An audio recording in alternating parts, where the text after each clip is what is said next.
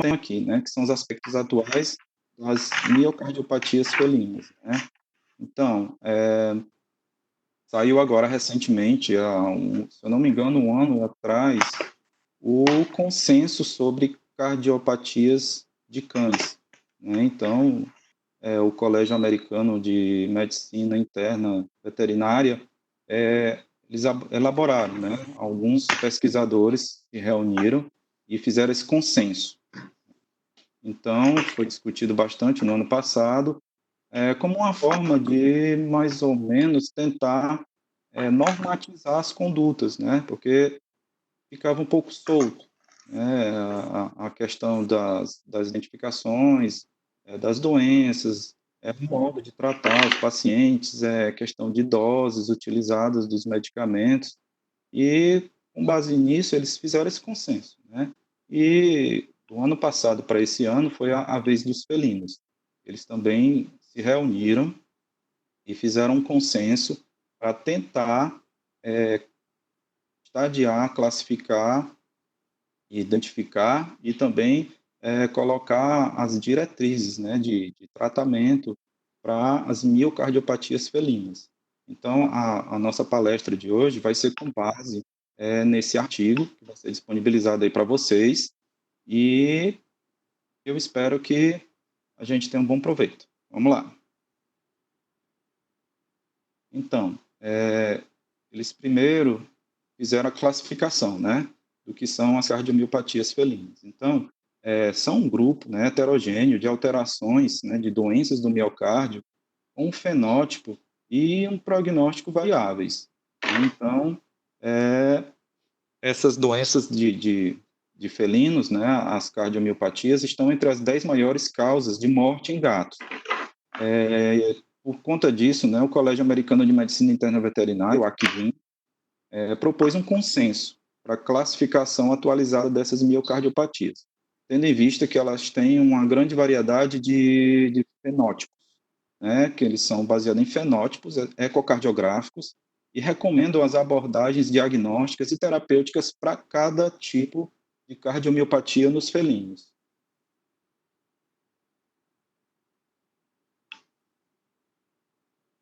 Vamos ver aqui, passar aqui o próximo slide.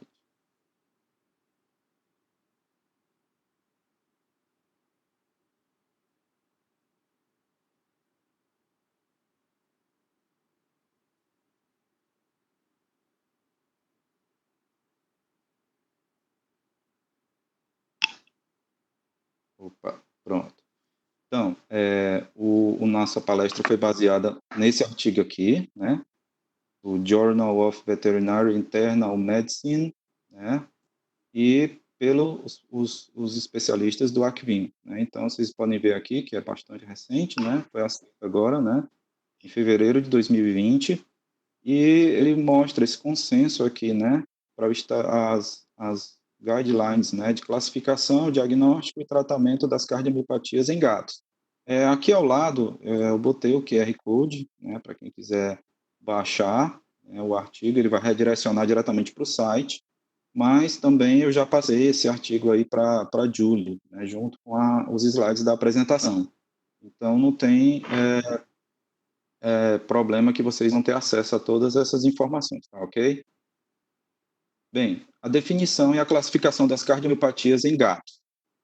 Eles colocaram que cardiomiopatia é definida como uma desordem miocárdica, na qual o músculo cardíaco é estruturalmente e funcionalmente anormal, na ausência de qualquer outra doença cardiovascular suficiente para causar a normalidade miocárdica observada. Então, é uma doença estrutural do músculo cardíaco, né? Então, elas geralmente são desordens causadas por alteração nos miócitos. Então, é doença miocárdica. Diferentemente dos cães, né, só fazendo um paralelo, eles têm principalmente a doença valvar mitral. Então, muitas vezes o músculo cardíaco ele adoece por conta da insuficiência valvar mitral, o que não ocorre nos gatos, né? Nos gatos é uma doença primariamente do músculo cardíaco. Aqui eles colocaram para a gente só ter uma noção da amplitude de doenças que podem levar a isso. Aqui vocês podem ver que tem um grande fenótipo, né, de cardiomiopatia hipertrófica, né, nessa área maior aqui em azul. Só que essa área maior, esse fenótipo aqui da cardiomiopatia hipertrófica, ele é influenciado por fatores externos, né? São doenças que podem levar a uma, digamos assim, a mimetização de uma cardiomiopatia hipertrófica, não sendo propriamente, como aqui já no final, um espectro menor, a cardiomiopatia hipertrófica propriamente dita, doença do miocárdio propriamente dita, né?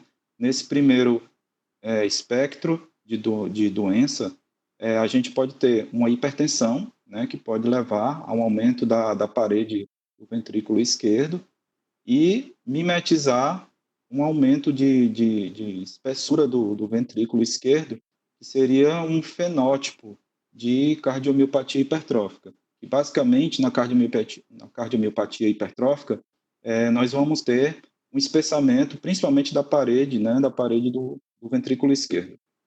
Então, animais com uma doença de base que pode causar hipertensão, pode mimetizar. Pré-carga reduzida também, né? Eles podem mimetizar o fenótipo, né? Porque vai acabar também, né? Tudo vai influenciar no aumento da espessura da parede do ventrículo esquerdo. Infiltrações neoplásicas também, né?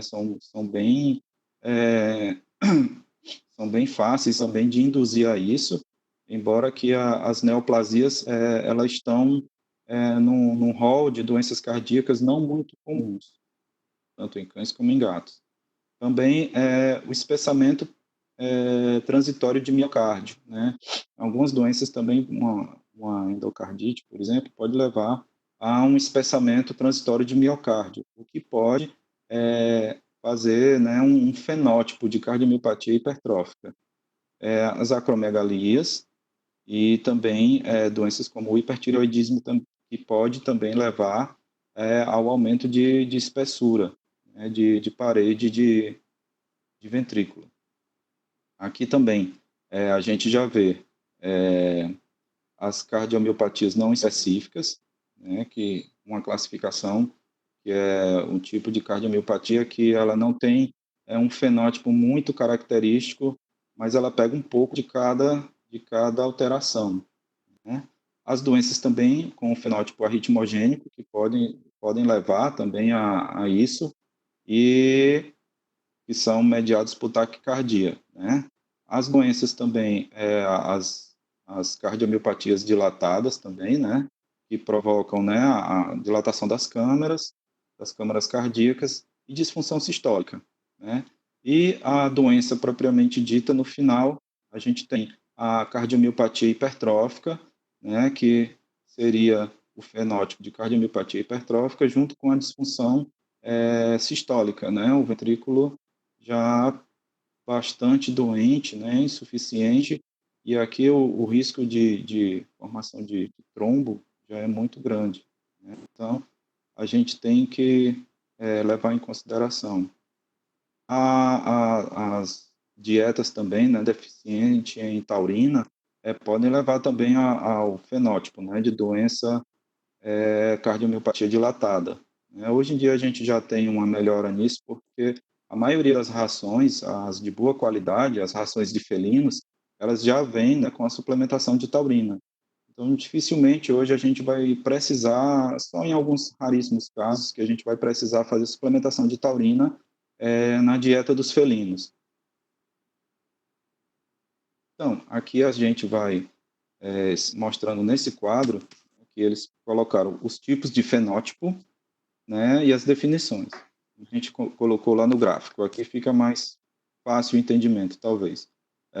A cardiomiopatia hipertrófica, né, que ela é um aumento difuso regional da espessura da parede do ventrículo esquerdo e uma não dilatação da câmara, né? Ela não dilata, mas ela fica espessada pela questão do aumento da espessura de parede, né?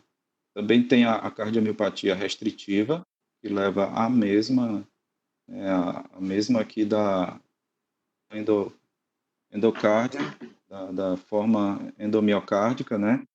que são microscopicamente, né, caracterizados por proeminências do endocárdio. Então, pode levar a uma obstrução da via de saída do ventrículo esquerdo, né, causando um aneurisma. A gente encontra isso, às vezes, em avaliação ecocardiográfica, né? E tem a forma miocárdica, que é o ventrículo esquerdo com as dimensões normais, inclusive a espessura, né? Mas com aumento de átrio esquerdo ou aumento biatrial. A dilatada, né, que é uma disfunção sistólica levada pelo aumento exagerado da câmara, então perde a função de contratilidade, né? E leva a uma atrial, uma dilatação atrial, né? E tem a cardiomiopatia ritmogênica, que também é conhecida como a cardiomiopatia ritmogênica do ventrículo direito. Ela não é muito comum também, e o fenótipo não específico, né? Ele não está bem classificado dentro de todas essas classificações aqui. Então, ele é um fenótipo que ainda não está muito descrito, ainda está sendo estudado, mas que ele pode aparecer em gatos. Então, assim, depois dessa questão de definição das cardiomiopatias, eles propuseram o estadiamento das cardiomiopatias. Então, a gente vai agora estadiar o paciente, né? O A, paciente tipo A, ele é aquele que só por ter nascido, ele já é predisposto. Isso a gente encontra muito nos gatos de raça, né? Algumas raças são bem predispostas, tipo Maine Coon, Ragdoll. Um slide mais à frente eu vou mostrar essas raças para vocês. Os gatos também SRD, eles podem também sofrer com isso. Mais na frente eu vou falar o porquê. Então, o grupo A é aquele paciente que ele é assintomático, mas ele não tem nenhuma alteração. Mas por ele se enquadrar, né, por ele ter nascido dentro de uma raça específica, ele já tem uma forte tendência a desenvolver a doença, né? Então, gatos predispostos a desenvolver cardiomiopatia, mas não apresenta sinais, né, nenhuma evidência de doença no miocárdio. O B1 é o baixo risco. Ele é predisposto, né, normal ou discreto, aumento atrial. Então, ele já tem alguma sintomatologia discreta. Gatos com cardiomiopatia, mas com baixo risco de insuficiência cardíaca congestiva ou tromboembolismo arterial. Então, ele já começa a ter alguns sinais clínicos, né? Às vezes é um discreto aumento ali de átrio, então você já começa a ficar monitorando esse paciente. O B2, que é já de alto risco, ele é aquele subclínico, é aquele gato que está ali tranquilo, aparente, mas ele já tem a doença, né? Até porque o gato, diferente do cão, ele dificilmente ele vai manifestar algum tipo de desconforto, a não ser quando já esteja em caso muito avançado, né? Então, dificilmente você vê um gato tossindo, dificilmente você vê um gato ali dando sinais claros de que está com alguma desordem desse tipo. São esses aí, os pacientes. Gato com a cardiomiopatia, com maior risco de insuficiência cardíaca congestiva ou tromboembolismo arterial. Muitas vezes é um paciente que você só descobre que ele tem a doença, às vezes numa avaliação pré-anestésica, se for feita com mais critério e pedirem um eco do animal, ou uma radiografia torácica e verificar alguma coisa já, né, um aumento de átrio, aumento de câmara, então já um paciente B2. O paciente C é aquele paciente que ele já tem, né, uma insuficiência cardíaca congestiva instalada e também já teve ou tem um tromboembolismo aórtico, né, atual, ou então já teve anteriormente e conseguiu se restabelecer da situação, né, os gatos já com sinais clínicos. E aquele paciente, né, que já é o fim da linha, do estágio da doença, é o paciente que ele é refratário. É aquele paciente que já teve várias idas, né, ao consultório, já desestabilizou, já foi reestabilizado, e aí você precisa estar com ele ali monitorando frequentemente, aumentando dose de medicamento, trocando diurético, então fazendo todo aquele manejo bem frequente. Esse é um paciente que ele é refratário, né? Já seria principalmente os pacientes para para já o fim da doença, né? Então, como é que eles fizeram também com questão da prevalência e história dos, dos gatos, né, com relação a essa doença, né? Eles colocaram, durante todas as pesquisas que eles fizeram, o mais comum dos fenótipos seria cardiomiopatia hipertrófica, né, em 15% dos animais que vão chegar, né, ao consultório. É uma doença que afeta mais gatos idosos, né, acima de 29%. A maior parte deles tem a doença na forma subclínica, então, às vezes, ele já está com a doença ali, mas ainda não foi diagnosticada, né? E a insuficiência cardíaca congestiva é o maior sinal clínico seguido do tromboembolismo arterial. Alguns também podem ter morte súbita, sem sinais clínicos, é muito frequente. A cardiomiopatia hipertrófica também é mais comum em machos idosos, eles chegaram à conclusão, né, nas pesquisas. Alguns podem apresentar um discreto sopro sistólico, isso aí quando já tem uma pequena obstrução, né, na via de saída do ventrículo esquerdo. Também ele pode se manifestar em gatos jovens e em fêmeas, e sem sopro. Então, ela pode vir com ou sem sopro. Não é muito frequente a gente auscultar sopro em felinos, né? É mais frequente você auscultar o sopro em cães. Então, é uma doença que realmente ela é bem confusa às vezes para você diagnosticar no primeiro momento, principalmente na avaliação clínica. Então, os mais afetados com as cardiomiopatias hipertróficas são os gatos SRD, né, que eles chegaram à conclusão. Por quê? Porque esses animais, eles têm uma genética altamente variada.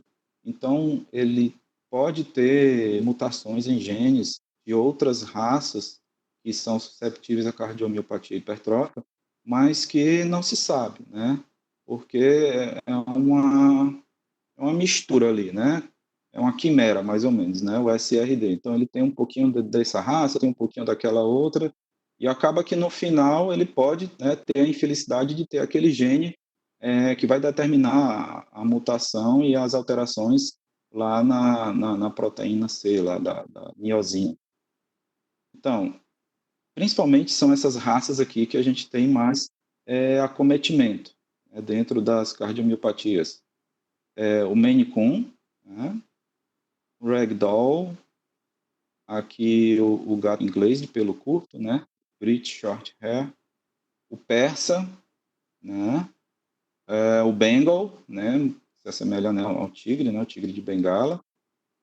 O Sphinx, o gato norueguês da floresta e os birmaneses, né? São as raças que são mais frequentes de se encontrar cardiomiopatia hipertrófica entre os felinos.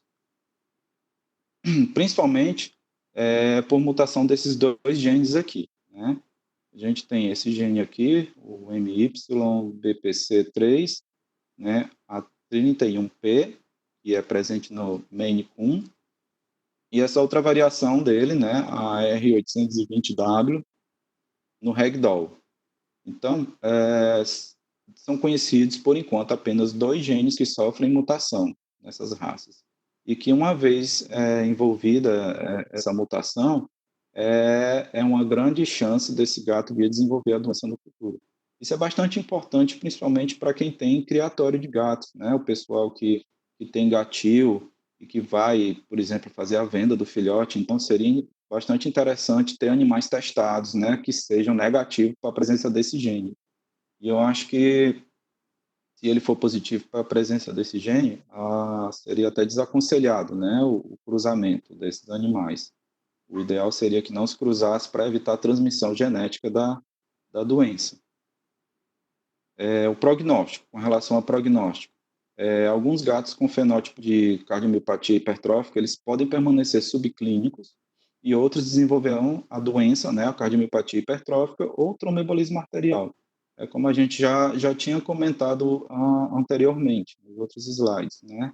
É uma doença que, às vezes, ela é silenciosa, o gatinho está ali, né, e, às vezes, num momento de estresse, uma contenção para fazer algum exame, ou às vezes pós-anestesia, após algum tipo de procedimento assim, ele pode vir a manifestar, né? Ele pode vir a manifestar essas doenças, e aí você vai descobrir que seu gato, né, já tinha a doença, né? Porque você vai, o clínico pede, encaminha para avaliação cardiológica, ele faz, né, o ECG, faz o eco, e nem sempre é muito difícil, né? É raro os casos que você detecta alguma coisa por eletro, né? O exame, como a gente vai ver, o padrão ouro mesmo é o ecocardiograma.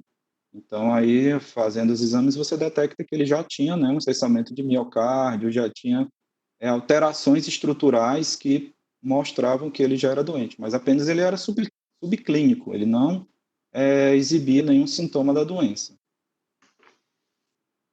A gente tem marcadores de risco aumentado, né, que seriam alguns sinais que levariam a você crer que esse animal ele já tem a doença, né? Por exemplo, ele possui ritmo de galope, né, ou outras arritmias, né? O ritmo de galope, você pode, na ausculta, você tem aquele som, que seriam como se fosse realmente passada, né, um galope de cavalo, né?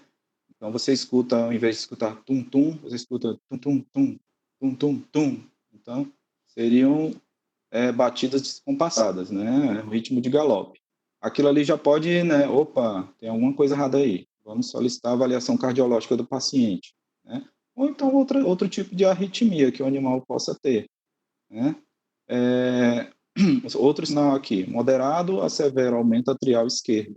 Então, isso aí já é uma outra suspeita, né? Bastante grande, como a gente viu lá atrás, eles podem ter esse já aumento severo de átrio esquerdo.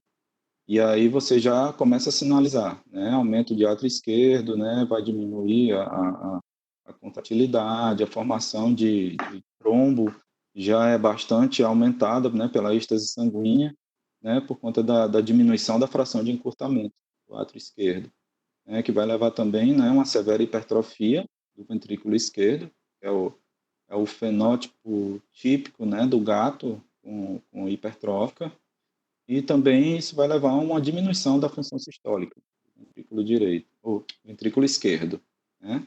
Aqui, né, ele pode apresentar, né, um eco com contraste espontâneo, né, que é o que a gente chama de smoke.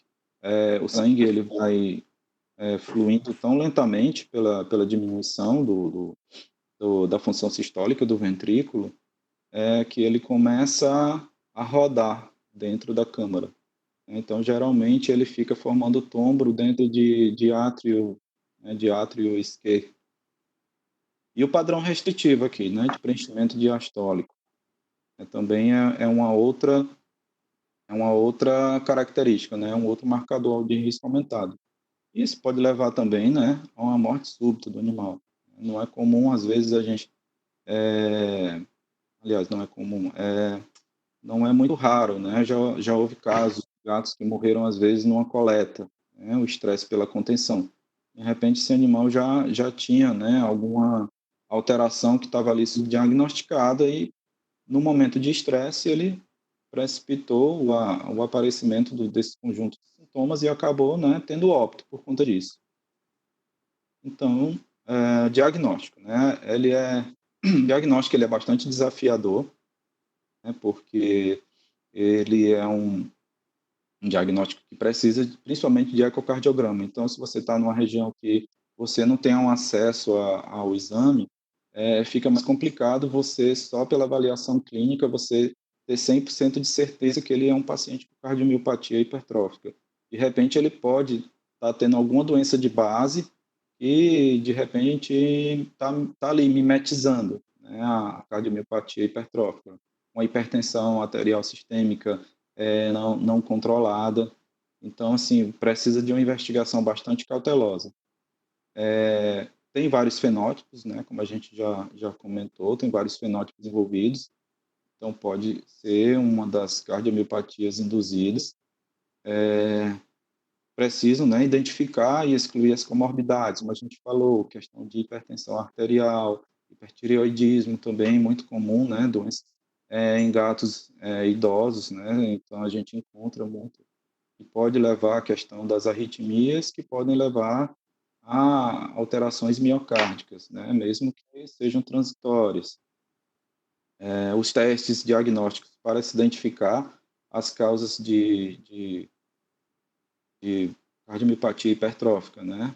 Então, a gente tem que fazer uso desses testes, né? O hipertireoidismo, hipertensão arterial sistêmica, tem que ser descartados, no caso, né? E os testes genéticos, né? Eu acho que não seria nosso caso no momento, mas principalmente para quem tem, né? Um animal. Se você já vai comprar, por exemplo, um Maine Coon, então você já pode pedir, né? Exigir do criador se ele tem esse teste genético, né? Então, isso aí já é uma maior segurança.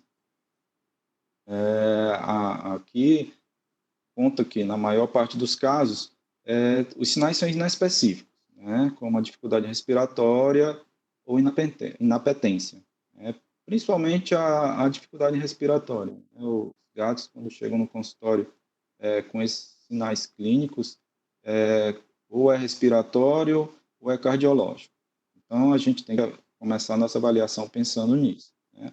Alguns sinais também de insuficiência cardíaca congestiva, né? Você faz a ausculta do animal e você ouve, né, um estertor pulmonar.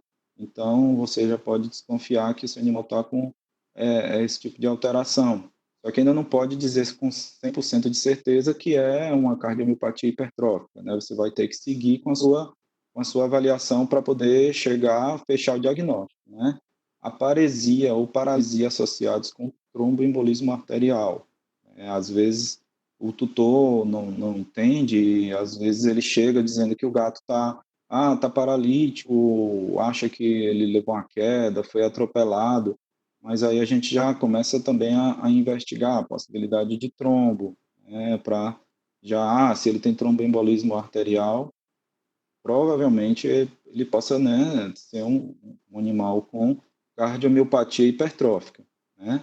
As mortes súbitas, né, sem sinais clínicos, em alguns casos, você só vai descobrir se fizer uma necrópsia no animal. E aqui, a partir dos exames físicos, a gente vai começar a clarear, né, a história da cardiomiopatia, né? No caso da subclínica, você vai procurar sopro sistólico cardíaco, né, reportado em mais de 80% dos casos subclínicos, né?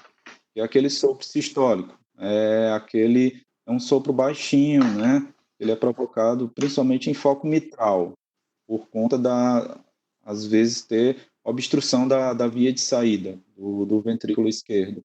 Então, você vai auscultar naquele foco mitral, né? O ritmo de galope também você pode auscultar, né? Ele pode estar presente ou não, né? Raramente em gatos sadios, né? Como eles colocaram. E eles também podem não ter nenhuma alteração de ausculta.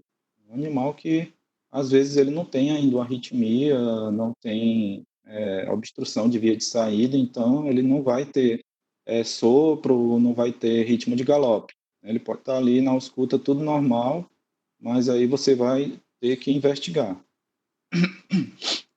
Taquipneia, dificuldade respiratória, são os sinais mais típicos de insuficiência cardíaca congestiva, né?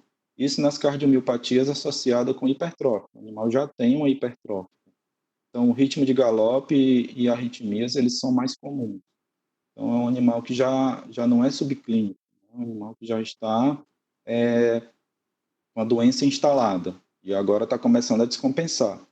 Então, você já vai também ter ausculta de estertores pulmonares e, às vezes, também você pode ter um quadro um pouco mais complicado, que seria a efusão pleural, né?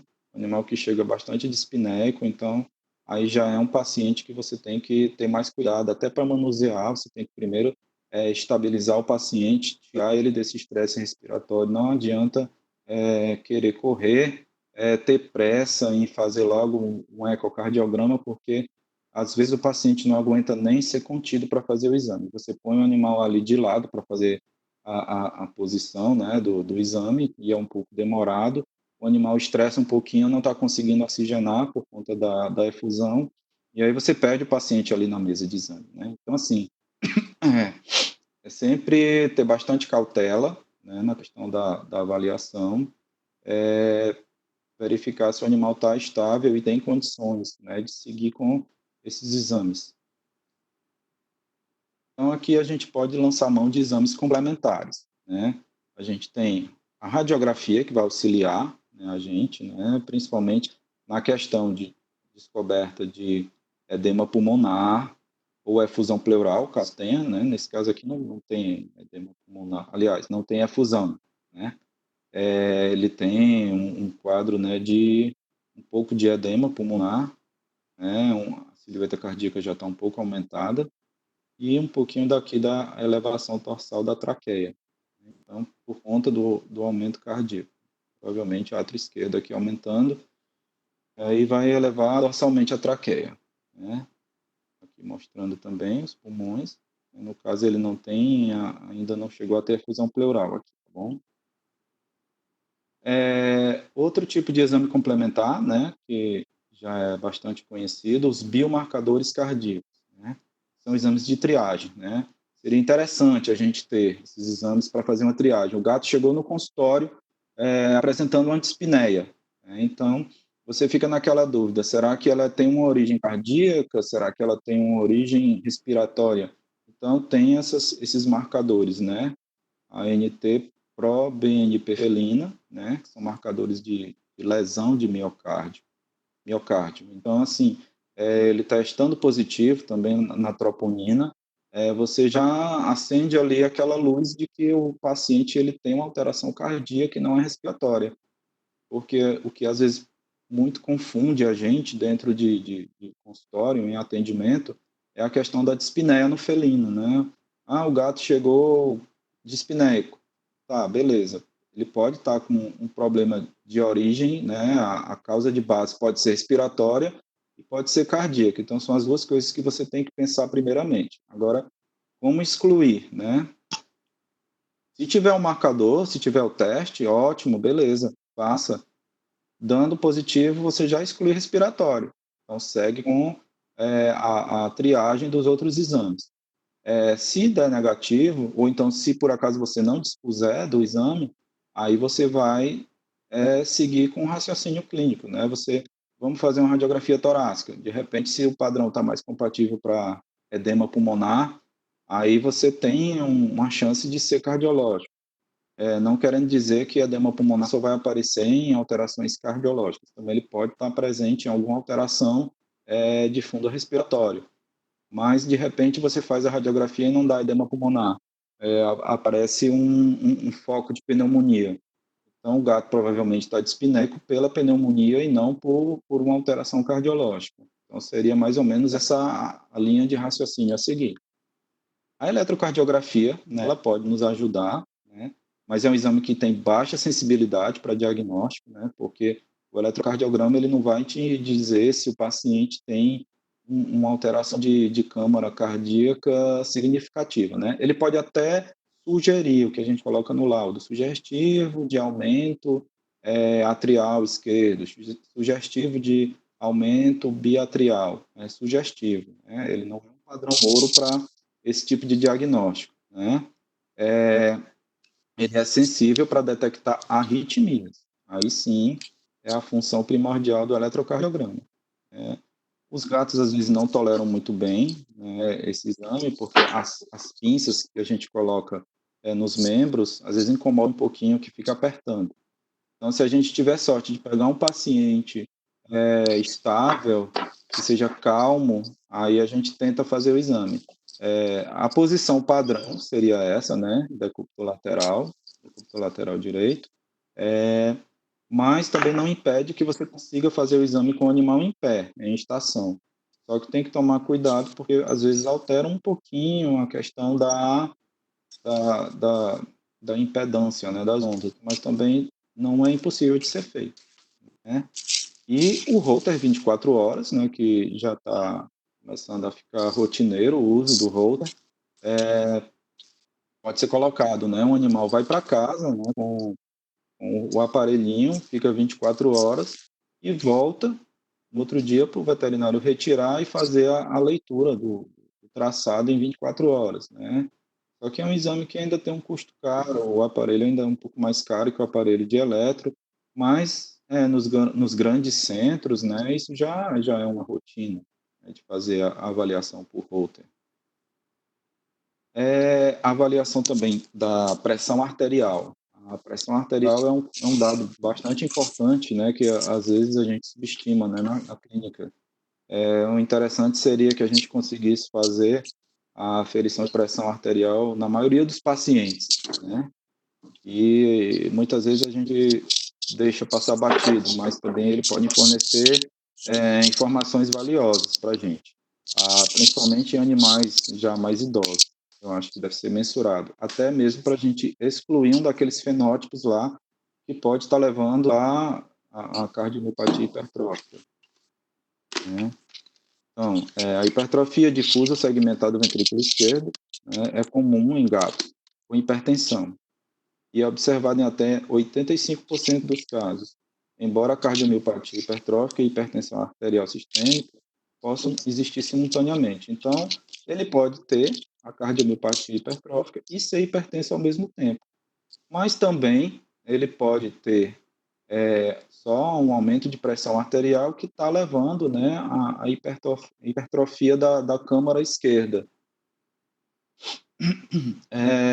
Aqui também, para muitos gatos hipertensos, a hipertrofia é leve a moderada, né? Então não chega a ser aquela coisa exagerada, né, que a gente acha nos gatos com cardiomiopatia, né? E a determinação da pressão deve ser considerada em todos os gatos, como a gente já disse, né? Principalmente os que têm espessura aumentada da parede do ventrículo esquerdo, né? A ecocardiografia é o exame mais valioso, né? O padrão ouro em diagnóstico das cardiomiopatias em gatos, porque é o único exame que tu vai conseguir realmente ver a estrutura do miocárdio do animal, né? E quantificar a função. Então, pode ser necessária a sedação em alguns casos. Eu não fiz ainda eco em animal sedado, né? Então, até mesmo gato, a nossa rotina aqui em Teresina, de gatos enviados para consulta cardiológica ainda é um pouco pequena, somente de eco, né?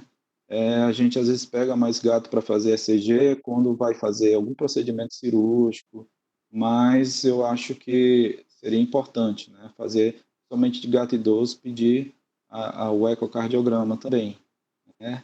Então, assim, se necessária a sedação, utilizar medicamentos que não comprometam muito a função miocárdica, né? Tem o butorfanol, ele tem um efeito sedativo muito bom, né? Ele é um analgésico opioide, mas ele acaba oferecendo um efeito sedativo, né, e relaxamento muito bons, sem comprometer a função miocárdica do animal, né? Então, caso precise, dosezinha baixa, só para o animal ficar um pouquinho mais relaxado e você conseguir fazer o ecocardiograma direitinho, que é um exame que é um pouquinho mais demorado, porque você tem que fazer bilateral, né? Nessa imagem aqui, a gente está fazendo ele com, né, começando o exame, a avaliação do lado direito, né? E você vai ver o que tem de alteração, fazer as medidas de câmaras pelo lado direito, e no lado esquerdo do animal, que você vai fazer algumas medidas, né, de câmara também, e vai fazer também as medidas de fluxo, né, caso estejam presentes, né, regurgitação ou algum outro tipo de fluxo, né, que não esteja dentro do padrão de normalidade. Você mensura tudo e aí libera o animal. É um exame que é um pouquinho demorado, mas que traz informações valiosas, né? É um operador dependente, né, porque eu fazendo o exame, eu tenho uma visão. Outro cardiografista, se for fazer o exame também, ele tem uma visão diferente da minha, né? Então, é operador dependente. Eles têm até trabalhos já foram publicados dizendo que o ecocardiograma ele é um exame que ele é operador dependente, assim como o ultrassom também, né? Mas que ele admite uma discrepânciazinha de até 15, 20% nos valores, né, entre um e outro, porque não tem como até eu mesmo, o outro ecocardiografista, se for fazer o mesmo exame mais de uma vez, a gente sempre vai achar uma medidazinha um pouco diferente. né, por conta da questão dinâmica do paciente, movimentação. Então, você está avaliando ali um órgão que está em movimento constante, então ele vai diferir um pouquinho nas medidas, né. Aqui a gente tem os modos de ecocardiografia, né, para avaliação das câmaras, o modo B, né, e o modo M, né. No modo B, a gente tem uma avaliação bidimensional, né, das câmaras. Vocês podem ver aqui que miocárdio bastante espessado, né, ventrículo esquerdo aqui, parede livre do ventrículo esquerdo, aqui o septo interventricular, aqui seria o ventrículo direito, mais para cá, no final, o átrio direito. E o átrio esquerdo do animal já também bastante aumentado, né? Então, essa avaliação a gente vê em modo B, modo bidimensional, né? E aqui o modo M, você passa um feixe de Doppler, né, no meio do corte que você quer avaliar, e aí você faz aqui a mensuração, né, das câmaras cardíacas, né? Aqui você tem o septo interventricular, esse espaço aqui seria o ventrículo direito, e aqui a câmara cardíaca esquerda, e aqui a parede livre do ventrículo esquerdo. Vocês notam que quase não tem o espaço, né? O ventrículo esquerdo bastante apertado pelo aumento de espessura das suas câmaras e da sua câmara e do septo interventricular. E o modo M de ecocardiografia, só para mostrar algumas imagens aqui para vocês, né? Cortesia do professor Marlos, Curitiba, em movimento, vejam, a válvula mitral e o miocárdio contraindo bastante, né? Espessado. Então, assim, vocês imaginem uma fração de ejeção aqui curta, né? Uma fração de encurtamento também, um átrio esquerdo bastante grande, sobrecarga de volume, então isso aqui provavelmente vai levar o animal a um quadro congestivo, né? Se já não tiver. Nessa outra imagem também, podem ver, átrio esquerdo bastante aumentado, aqui a aorta, né? Geralmente a gente utiliza esse corte aqui para fazer mensuração átrio esquerdo, aorta, e aí você tem lá valores, né, até uma determinada escala, eles estão dentro da normalidade, né? Acima disso já é um indicativo de sobrecarga de volume.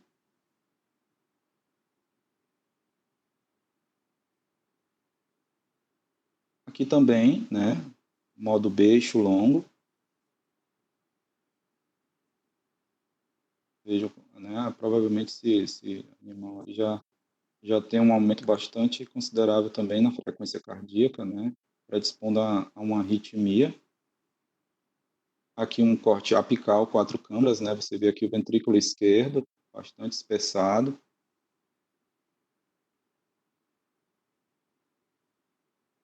Aqui a gente tem um modo B também, mas o eixo curto, né, um corte transversal. A gente vai ver o ventrículo esquerdo, né, praticamente ele não contrai,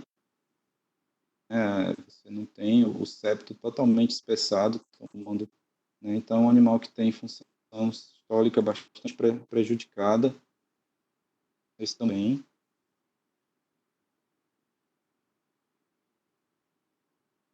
Aqui, né, são cortes de necrópsia, só para ilustrar, né, o grau de hipertrofia, né, ventrículo esquerdo, parede livre, muito, né, aqui também o septo, e aqui, né, uma junção, né, um estreitamento, né, provocando, né, uma redução do volume desse ventrículo, dessa cavidade. Então, diminui muito o fluxo de saída aqui para a aorta, né? E às vezes esse aumento aqui no septo, ele pode, né, fazer uma obstrução aqui na via de saída, né, fazendo com que ocorra aquele sopro sistólico que a gente falou, né? Que o sangue vai passar com muita pressão pela válvula e aí quando ela vai abrindo, ele faz o movimento, né? Causa também movimento sistólico anterior, que a mitral pode, a mitral vai para dentro, né, da aorta, um pouquinho, uma das cúspides, né? E aí a pressão que esse ventrículo tem que fazer para abrir a aorta é muito grande, então é por isso que também ocorre um aumento, né? Aqui, como se fosse um corte, né, transversal, mostrando, né, aqueles cortezinhos que estavam assim, é, seria esse aqui, né? Ventrículo esquerdo tentando contrair lá, né? Aquele que tem tipo uma boquinha pequenininha, né? Normalmente ele seria assim, dentro, formatinho tipo um cogumelo, né? Quando ele é um pouco mais fininho, mas aqui ele mostra, né? Se mostra bastante espessado. O modo M, o eixo curto, né? O modo movimento. Então você é como se ele estivesse passando, né? Em movimento no Doppler para pegar o movimento das câmaras aqui. Então, eu coloquei aqui só para vocês entenderem melhor, né? Seria a mensuração, a gente faz a mensuração de septo interventricular, né? Depois a gente faz a mensuração, né, do ventrículo esquerdo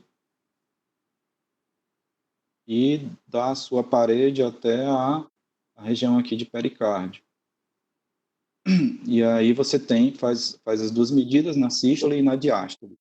Aqui a gente está fazendo na diástole, e a segunda medida a gente vai fazer aqui na sístole, né? Aqui é a sístole onde a câmara tá mais reduzida de volume, né? Ele quase não tem espaço. Aí você faz também, né? Para medir o ventrículo esquerdo em sístole e a parede livre do ventrículo esquerdo também em sístole. Feito essas duas medidas, o próprio aparelho ele vai te calcular, né? Fração de encurtamento, fração de ejeção. E aí, com base nesses valores, você vai ver o tanto de repercussão hemodinâmica que o paciente está tendo. Tratamento. No estágio B1, né, que ele tem a cardiomiopatia, né, é aquele estágio que o paciente praticamente não tem sintomas. Né? Então, assim, nas guidelines eles colocaram, né, que há controvérsia sobre tratar nessa fase, né, sugere mais o acompanhamento do paciente, né, principalmente acompanhamento anual, para observar se houve aumento moderado ou severo do átrio esquerdo durante o ano que passou. Né? Faz um eco no início do ano e dá um ano, repete o eco. Considerados também pacientes que são baixo risco, né, de tromboembolismo e de cardiomiopatia. Né? No estágio B1 é um paciente que praticamente ele não tem sintoma. Né? Então, você vai fazer, por ser talvez um gato já de meia idade ou já idoso, você faz o acompanhamento, né, no check-up de rotina desse animal. Estágio B2, né, os que já têm a cardiomiopatia um pouco mais leve. Então, tem um risco aumentado, né, de cardiomiopatia hipertrófica ou de tromboembolismo arterial, tromboprofilaxia recomendada, né, com o clopidogrel, né, que a gente usa, né, para evitar, né, um antitrombolítico. Então, eles recomendam, né, também reduzir o estresse do animal, aquela coisa, né, o gato chega, às vezes não tem uma clínica, vai fazer o exame, estressa ali na hora, depois ele já desenvolve uma edema pulmonar, desenvolve algum outro tipo de alteração que estaria, digamos assim, oculta ali, né? Ele já tem alterações de miocárdio, já tem todas essas outras predisposições, mas ele está ali quietinho, não está desenvolvendo nenhum sintoma, né? E esses são os gatos também, né, que têm o maior risco, né, de arritmias e, em alguns casos, de fibrilação atrial. Né? À medida que a doença vai progredindo, corre o risco de acontecer esse tipo de alteração. Né? As opções de tratamento, elas são mais limitadas, né? A gente tem esses antiarrítmicos, né, que podem ser utilizados, se preciso, né, atenolol, sotalol. Em casos de fibrilação, como a frequência cardíaca vai aumentar muito, então pode-se usar diltiazem, né? Mas só se ele entrar em fibrilação atrial. Então, isso aí é só em casos mais extremos. Geralmente, a maioria, às vezes, nem não precisa. Já o estágio C, aquele que é o descompensado, que geralmente ele chega para a gente, né? O edema pulmonar ou é fusão pleural, né? Eles vão chegar desse jeito na clínica, né? Aquele gato que chega de espinéia, com a boca aberta, né? Hiperventilando. E aí a gente avaliar ele primeiro, né?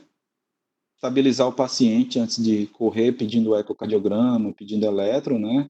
Faz a terapia com diurético, né? Drena a efusão, né?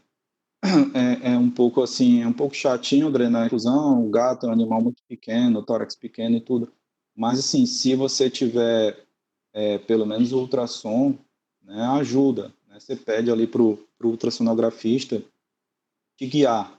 Né? Ele coloca ali o transdutor próximo ali do tórax do animal, faz a anestesia direitinho, a tricotomia, e aí você já tem mais segurança para introduzir, né, a agulhazinha do scalp, ou então um catéter, e aí monta aquele esqueminha com a torneira de 3 vias e a seringa, e vai drenando, né? Você nota que à medida que você vai drenando, o paciente já vai começando a respirar melhor.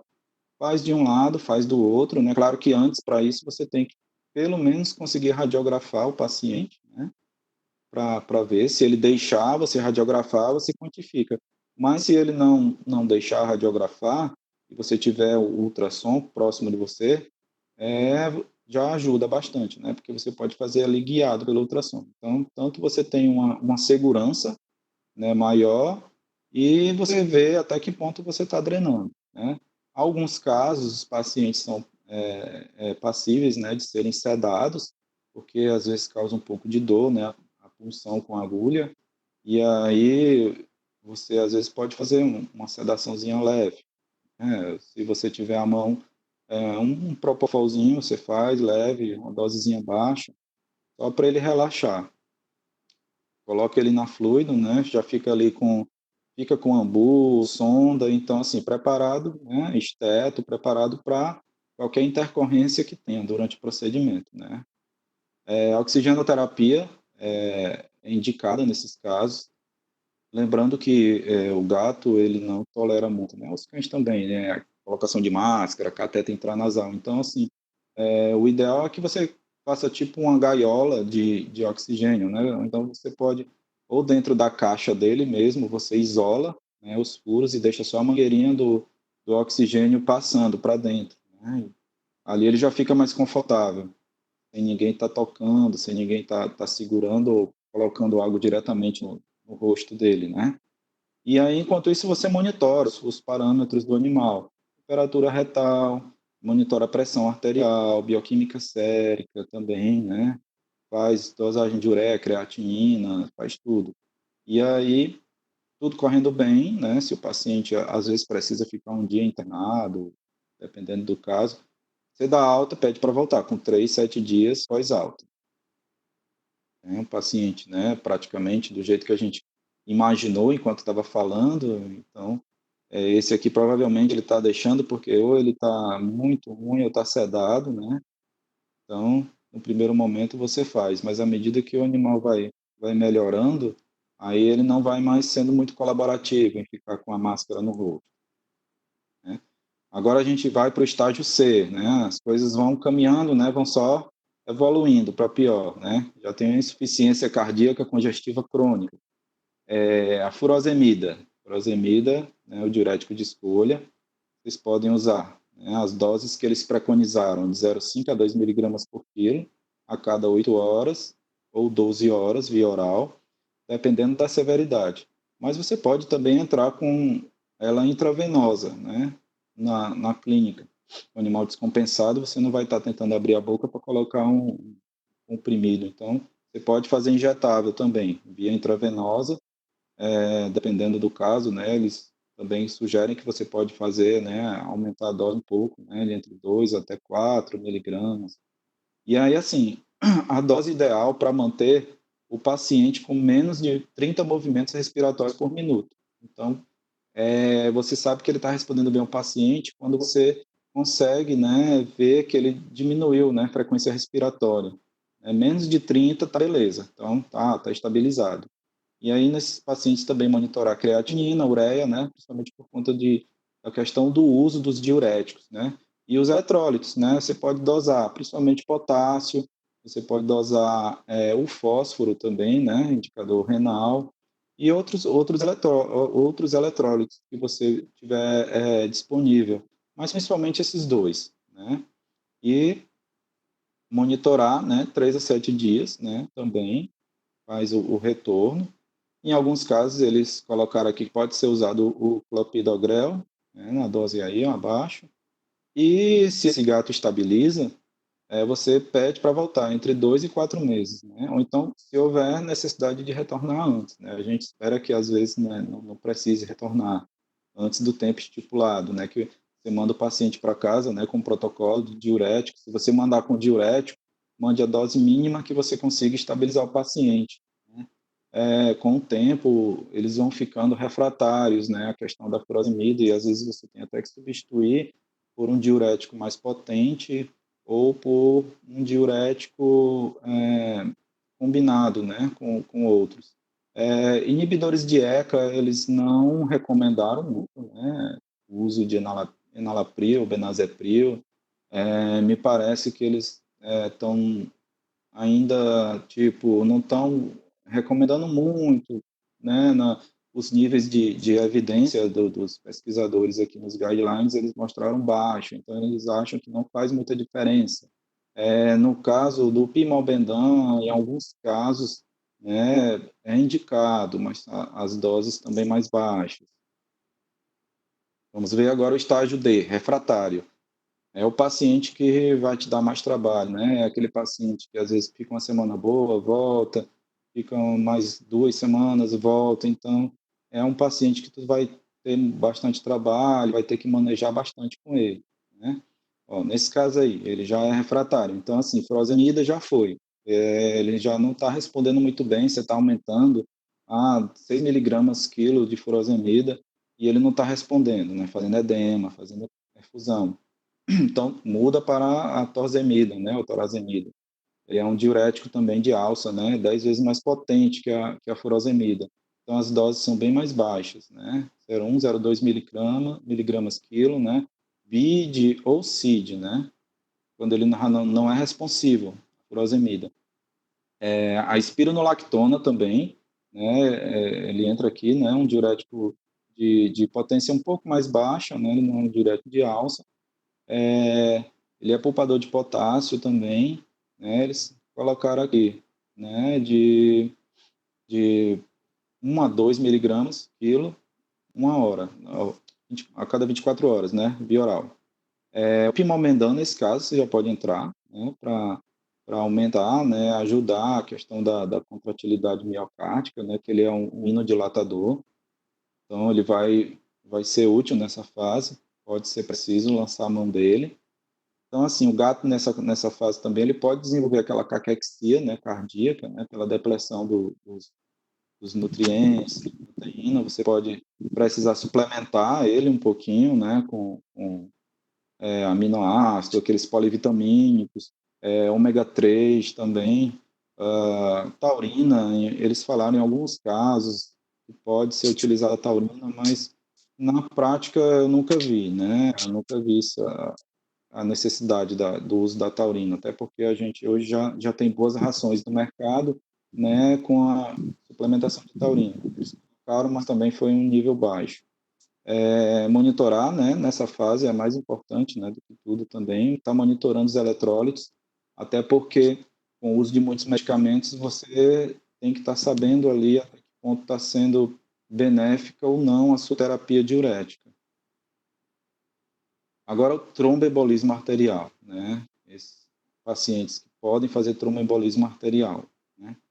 Um prognóstico não é bom, porque é um animal que já chega, às vezes, no consultório com vários dias, né? O membro já está sem perfusão, já tem a cianose no membro, então, assim, não vai responder muito bem. Se for bilateral, pior ainda. Então, levar em consideração a eutanásia. Considerar o tratamento, então, se houver uma boa analgesia, né, que é um quadro que leva bastante dor, a normotermia, né, no membro, né, apenas o membro afetado, né, no caso, e a ausência também de sinais de cardiomiopatia hipertrófica. Então, assim, é avaliar, né? Também a gente deve usar bastante o bom senso, né? Ver o perfil do tutor, ver a questão do membro, do animal, né? Se é passível de permanecer, né? E tudo. Se a gente pode entrar com tratamento, né? De anticoagulante, ele vai responder. Então, é bem complicado esse paciente quando chega, né? As primeiras 24 horas, né? Controle da dor aguda, uso de anticoagulantes para a gente tentar dissolver o trombo, vai fazer os exames, né? Tenta fazer o eco para ver se ele tem trombo dentro de átrio e faz ultrassom também para ver se identifica o local que o trombo ficou, se ele ficou na bifurcação lá no final, né? Da aorta lá embaixo, foi para um membro só. E aí, diurético e oxigenoterapia quando necessário, naquelas doses, né, já preconizadas, né? Aí só para ilustrar, né, o gatinho, né, com um quadro, né, de paralisia, né, muitas vezes o animal, o dono às vezes não observa e já pensa em algum problema neurológico, alguma coisa em coluna, uma fratura, uma queda, e muitas vezes não tá. Então, você vai ver lá, né, já pega no membro, tem um pouquinho de cianose, vou ilustrar aí a foto, né, o membro já um pouquinho azulado, e você vê, né, também a questão, você não palpa um pulso, né, você também tem esses outros sinais clínicos que você já pode ficar é, um pouco desconfiado. Aqui a gente colocou essa imagem para vocês verem, né, a questão do trombo, né, a seta mostra aí um trombo dentro do átrio, né, bem na aurícula do átrio esquerdo. Esse é um corte que o professor Marlos fez, né, ele me falou, né, ele fez um corte diferente, né, uma rotação aí do transdutor diferente, né, para ver o átrio esquerdo. Pós-tromboembolismo, então, o que a gente deve fazer? Se tudo correu bem, você conseguiu manejar o paciente e teve um desfecho favorável, né, que não foi eutanásia do paciente, então você manda ele para casa, reavalia com 3 a 7 dias pós-alta e depois 1 a 2 semanas, né, após o evento do tromboembolismo. Avalia o membro acometido, avalia eletrólitos, né, função renal, função hepática, vê o que está precisando. Se tem uma necessidade de fisioterapia, né, de repente precisa fazer uma reabilitação, então tem que avaliar isso aí direitinho, né. E o animal voltando, né, se restabelecendo, reavalia com, no máximo, né, entre 1 a 3 meses, né. E aí você tem uma noção, né? É um paciente que você também tem que ficar monitorando. De repente, ele pode vir a fazer um novo trombo. Então, aí não tem condição de você prever, né? Se ele já fez uma vez, ele pode fazer sim, ele pode fazer. Então, são essas as recomendações dos especialistas, né? Das guidelines. Então, o que é que a gente conclui? Aliás, o que é que eles concluíram, né, que eu estou passando aqui para vocês. As cardiomiopatias em gatos, né, têm diferentes manifestações e o seu diagnóstico é desafiador. Realmente, a gente falando assim, a coisa é um pouquinho mais complicada, né, do que parece. Não é uma doença que a gente tem uma rotina, né, de estar tá lidando ali com ela, é muito frequente. O tutor de gato, pelo menos os que eu observo, eles não levam muito o animal à clínica com o intuito de fazer uma avaliação cardiológica. Às vezes eles levam para fazer uma periodontia, porque notou que o gato está com mau hálito, está deixando de comer, ou então porque ele está vomitando, que ele tem uma outra manifestação, né? Mas eles deixam a parte cardiológica assim mais, no dia que aconteceu alguma coisa, aí leva, né? Então é complicado isso, né? Por conta da questão também de você ter um diagnóstico mais precoce, né? Fazer o estadiamento, né, pelo fenótipo da doença é importante, então a gente tem que levar em consideração todos aqueles fatores, né, já foram listados, né, nos guidelines, excluir doenças de base que levem à mimetização dos sintomas de cardiomiopatia hipertrófica e lembrar sempre, a ecocardiografia, né, é uma poderosa ferramenta de diagnóstico. eu acho que praticamente é o que fecha, né, o diagnóstico de hipertrófica. Você pode não ter nenhum outro teste.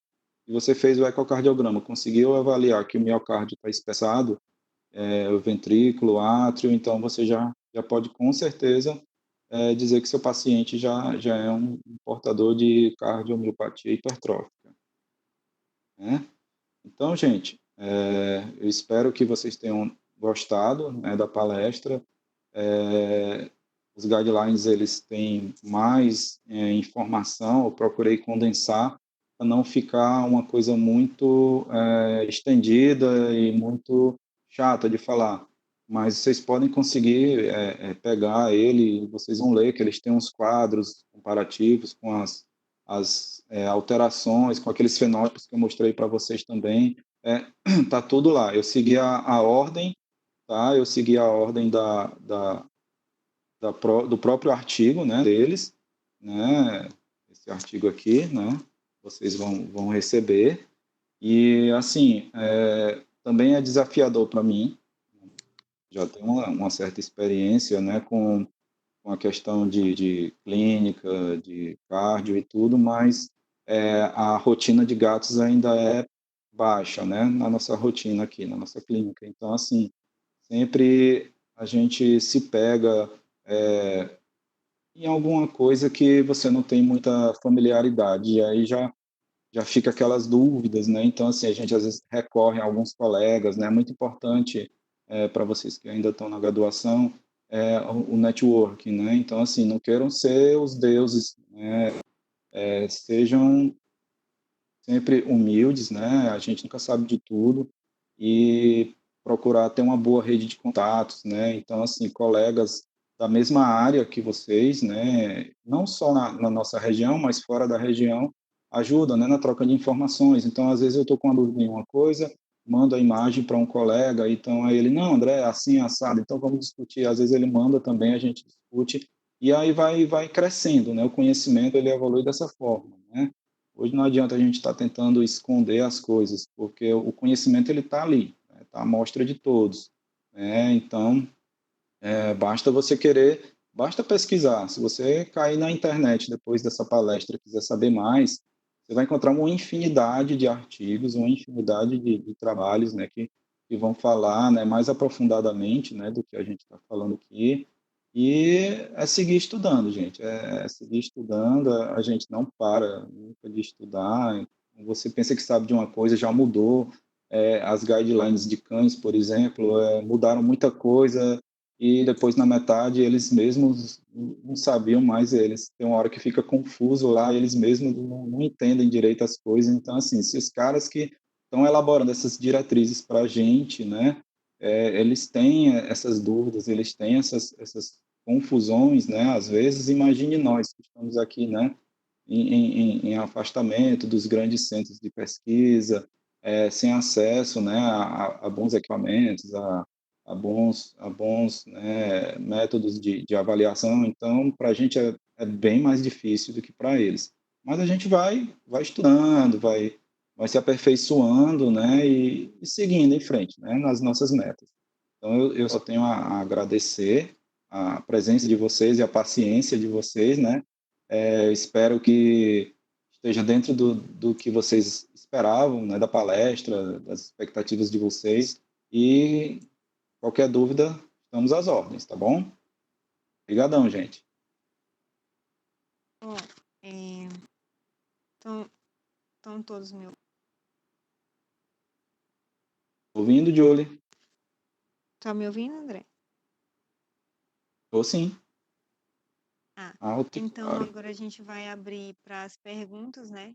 Foram selecionadas várias perguntas aqui, então Uhum, vou fazendo aqui, tá?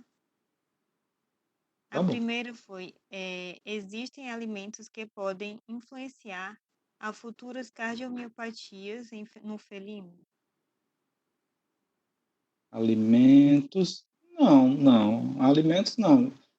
O que a gente tem na questão alimentar que pode influenciar principalmente é a deficiência de taurina, né? Então, assim, uma alimentação bem suplementada, né? Uma ração de boa qualidade, eu acho que é o suficiente. Acho que é o suficiente para a gente não ter esse tipo de doença nos felinos, Júlio. É, lembrando que os gatos, né, a gente tem que, segundo os especialistas, né, a gente tem que fazer a alimentação dele fazendo rodízio, né, oferecendo também alimentação úmida, né, aqueles sachêzinhos. Mas, assim, na hora da ração, escolhe uma ração de boa qualidade, que aí a gente já vai ter certeza, se olha lá, né, se ela tem na composição dela, né, taurina, e aí pronto, ficar despreocupado. Né? Eu acho que quanto a isso, dificilmente hoje a gente vai ter manifestação desse fenótipo induzido por questão da alimentação, né? Se ele for um gato que está ali se alimentando direitinho. Uhum. A outra pergunta é: Pô, esse estadiamento é só para o átrio ou também para o ventrículo? certo, certo. Não, o estadiamento é principalmente para o ventrículo, né? Porque é uma doença que ela vai aumentar principalmente a espessura da parede do ventrículo esquerdo. O átrio ele vai na carona, porque a questão da pressão vai aumentando, né? Então, assim, o átrio ele vai sofrendo junto com o ventrículo esquerdo. Mas, principalmente, você vai encontrar, até como a gente viu naqueles cortes lá, né? Você abre lá, você já vai encontrar o ventrículo esquerdo bastante espesso. O átrio, ele vai de carona, né? Porque ele pega a repercussão hemodinâmica do ventrículo. Mas é principalmente o ventrículo esquerdo. Biatrial, se eu não estou enganado, como a gente falou, a gente vai encontrar na questão das dilatadas, né? É, e tem alguma Isso. relação da cardiomiopatia hipertrófica com o estresse? Assim, não é que o estresse vá causar a doença em si, né? Ele pode precipitar a manifestação clínica da doença. O gato, às vezes, ele já tem, né, a doença lá, mas ela é subclínica, né? Ela não tem ainda os sintomas evidentes. Então, assim, um fator que estresse o animal, tipo, ele foi agarrado ali para fazer um exame, ou às vezes uma anestesia, né, que deprime muito a função miocárdica, diminui, né, débito cardíaco e outras coisas. Então, assim, às vezes pode predispor a futuramente, né, ele começar a ter um edema pulmonar, por exemplo, né, que às vezes é a manifestação mais frequente, né. Eu acho que eu li, não sei se foi nos guidelines ou foi em outro artigo, né, um caso de um animal que ele foi contido para fazer uma radiografia para avaliar uma outra coisa. E aí, após a contenção, né, o animal, tipo, foi para casa, mas no outro dia ele voltou com um quadro de edema pulmonar. E aí foi avaliado e ele já tinha, né, cardiomiopatia hipertrófica, só que era subclínica, ele estava legal, até aquele momento, aquele evento, ele estava beleza, estava de boa, estava estável. Uhum. Outra pergunta é se o marcador biológico NT-proBPN é eficaz. Sim. Assim, há controvérsias, né? Tem uma corrente que diz que não é muito, mas eles têm, sim, têm sua eficácia. Que eu acho que é como aqueles outros testes rápidos que a gente faz, por exemplo, para Ehrlichia, para Calazar, né? É um método de triagem, ele não vai bater o martelo e dizer que é a doença, né? Inclusive, assim, ele tem para canino e tem para felino, né? Eu acho que, se eu não me engano, tem uma empresa, acho que é a IDEX, que ela comercializa esses testes aí.